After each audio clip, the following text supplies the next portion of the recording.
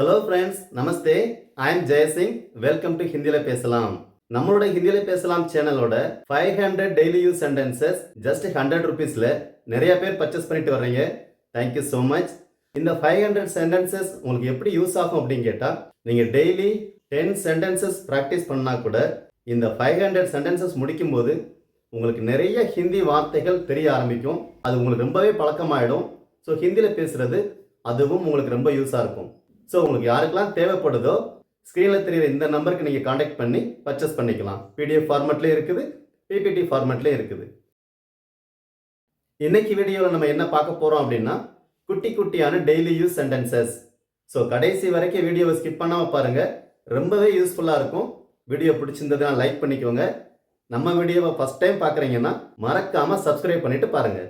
So வீடியோக்குள்ளே போகலாம். எப்போதும் போல. எப்போதும் போல அப்படின்னா ஹமேஷா கி தரஹ் அப்படின்னு சொல்லணும். ஹமேஷா அப்படின்னா எப்போதும், ஹமேஷா கி தரஹ் எப்போதும் போல அப்படின்னு அர்த்தம். இந்த எப்போதும் போல அப்படிங்கிற வார்த்தையை வச்சு நம்ம இன்னும் சில வார்த்தைகள் உருவாக்கலாம் இல்லையா? எப்போதும் போல பேசு எப்படி சொல்லலாம்? ஹமேஷா கி தரஹ் போலோ. எப்போதும் போல பேசுங்க. ஹமேஷா கி தரஹ் போலியே. எப்போதும் போல வாங்க. ஹமேஷா கி தரஹ் ஆயியே. எப்போதும் போல சாப்பிடுங்க. ஹமேஷா கி தரஹ் காயியே. இந்த மாதிரி நிறைய வார்த்தைகளை உருவாக்க முடியும். ஒரு வார்த்தையை கற்றுக்கும் போது சின்ன சென்டென்சஸ் தானே அப்படின்னு இல்லாமல் நிறைய வார்த்தைகளை உருவாக்கி நம்ம பேசி பழகணும். ஸோ ஹிந்தியில் பேசுகிறது ரொம்ப ரொம்ப ஈஸி தான். தயங்காதே. தயங்காதே அப்படின்னா ஹிச் கிச்சாவோ மத். ஹிச் கிச்சாவோ மத் அப்படின்னு சொல்கிறோம். இந்த தயங்காதேங்கிற வார்த்தையை இன்னொரு மாதிரியே சொல்லலாம். சங்கோஜ் மத் கரோ. சங்கோஜ் மத் கரோ. தமிழில் சொல்லுவோம் இல்லையா, சங்கடமாக இருக்குது. இதே மாதிரி தான் ஹிந்தியில் சங்கோஜ் மத் கரோ அப்படின்னா தயங்காதே அப்படின்னு அர்த்தம். சொல்வதற்கு தயங்காதே. இந்த மாதிரி சொல்லுவோம்ல, சொல்கிறதுக்கு தயங்காத. இது எப்படி சொல்கிறதுனா, கஹ்னே மே சங்கோஜ் மத் கரோ. கஹ்னே அப்படின்னா சொல்கிறது. கஹ்னே மே சங்கோஜ் மத் கரோ அப்படின்னு சொல்லணும். இதை நிரூபி. இதை ப்ரூவ் பண்ணு அப்படின்னு சொல்லுவாங்க இல்லையா? இதை நிரூபி அப்படின்னா இசே சாபித் கரோ அப்படின்னு சொல்லணும். இசே அப்படின்னா இதை, சாபித் கரோ நிரூபி அப்படின்னு அர்த்தம். இதை பொலைட்டாக சொல்கிறதா இருந்தால் இசே சாபித் கீஜியே அப்படின்னு சொல்லணும். கரோ அப்படின்னா செய் அப்படின்னு சொல்கிறது. கீஜியே அப்படின்னா செய்யுங்க அப்படின்னு சொல்கிறது. ஸோ இதை நிரூபி அப்படின்னா இசே சாபித் கரோ அப்படின்னு சொல்லணும். திரும்பி வா. போயிட்டு சீக்கிரம் திரும்பி வா, இந்த மாதிரி சொல்லுவோம் இல்லையா? திரும்பி வா. இதை எப்படி சொல்கிறதுனா வாபஸ் ஆவோ. வாபஸ் ஆவோ அப்படின்னா திரும்பி வா அப்படின்னு அர்த்தம். இதே மாதிரி இந்த வார்த்தையை வச்சு நம்ம நிறைய உருவாக்கலாம். சீக்கிரம் திரும்பி வா, ஜல்தி வாபஸ் ஆவோ. சீக்கிரம் திரும்பி வாங்க, ஜல்தி வாபஸ் ஆயியே அப்படின்னு சொல்லணும். பேசிக்கொண்டிரு. நான் வர்ற வரைக்கும் பேசிக்கிட்டு, இந்த மாதிரி பேசுவோம் இல்லையா? பேசிக்கொண்டிரு அப்படின்னா போல்தே ரஹோ. நார்மலாக எதுவுமே சொல்லாமல் பேசிக்கொண்டிரு அப்படிங்கிற வார்த்தைக்கு போல்தே ரஹோ அப்படின்னு சொல்லணும். ஆக்சுவலாக இதில் ரஹோ அப்படின்னு இருக்கிறதுனால தும் போல்தே ரஹோ அப்படின்ற வார்த்தை கரெக்டாக இருக்கும். நீ பேசிக்கொண்டிரு அப்படின்னு அர்த்தம்.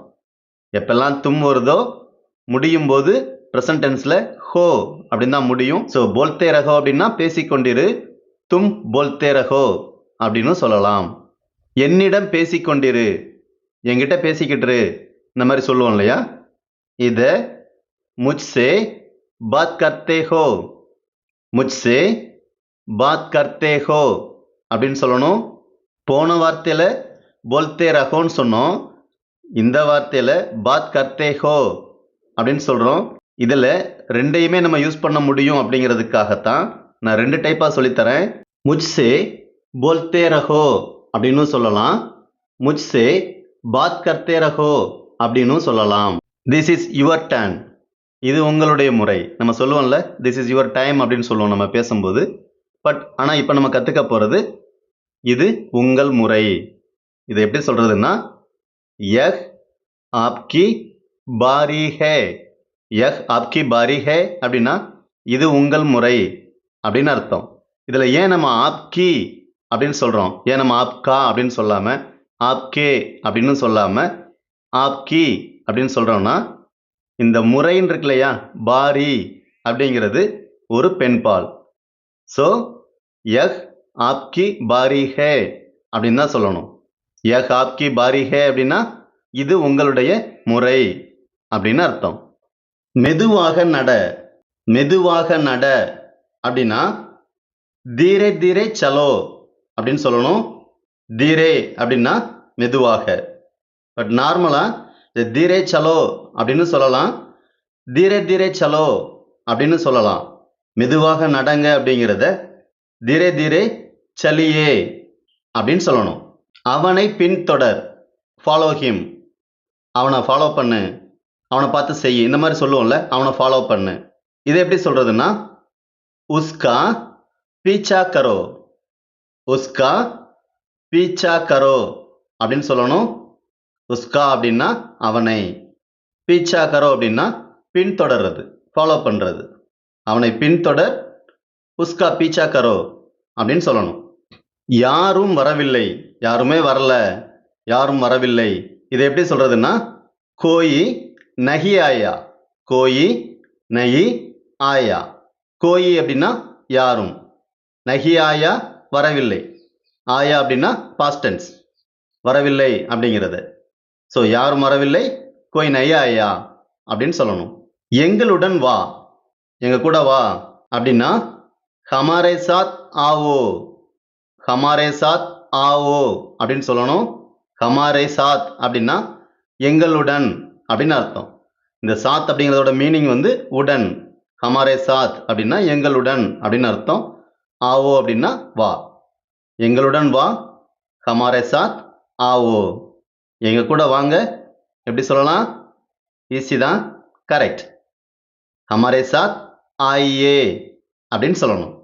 இதே மாதிரி அவன் கூட வா அப்படிங்கிறத உஸ்கே சாத் ஆவோ, உஸ்கே சாத் ஆவோ அப்படின்னு சொல்லலாம்.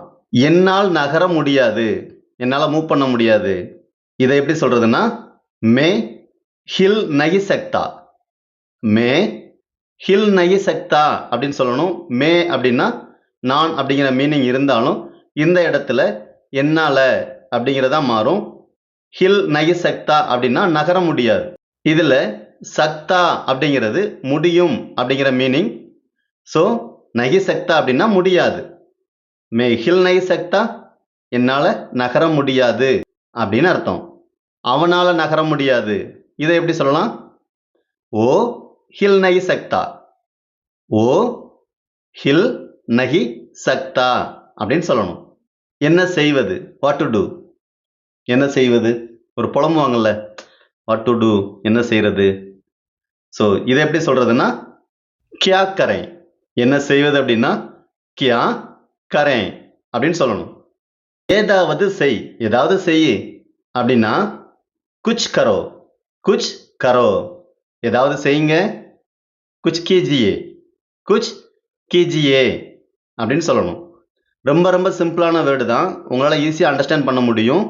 மீண்டும் ஒரு முறை, ஒன்ஸ் அகைன். மீண்டும் ஒரு முறை அப்படிங்கிறத ஃபிர் ஏக் பார், ஃபிர் ஏக் பார் அப்படின்னு சொல்லணும். ஃபிர் அப்படின்னா மீண்டும் அப்படிங்கிற அர்த்தம். ஏக் பார் அப்படின்னா ஒரு முறை, பார் அப்படிங்கிறது முறை. ஃபிர் ஏக் பார் அப்படின்னா மீண்டும் ஒரு முறை, ஒன்ஸ் அகைன் அப்படின்னு அர்த்தம். இது ஒரு ரகசியம், இட் இஸ் அ சீக்ரெட். இது ஒரு ரகசியம். இது எப்படி சொல்லலாம், ரொம்ப ரொம்ப ஈஸி தான்.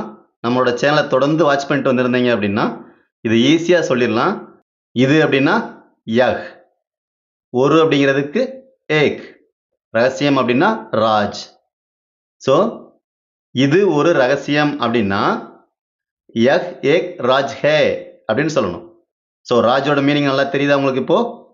ராஜ் அப்படின்னா ரகசியம். இது ஒரு ரகசியம் அப்படின்னா யஹ் ஏக் ராஜ் ஹே அப்படின்னு சொல்லணும். ஓகே ஃப்ரெண்ட்ஸ், இந்த மாதிரி குட்டி குட்டியான சென்டென்சஸ்ல இருந்து ஹிந்தி பேசுறதுக்கு ப்ராக்டிஸ் பண்ண பாருங்க. ரொம்ப ரொம்ப ஈஸி தான்.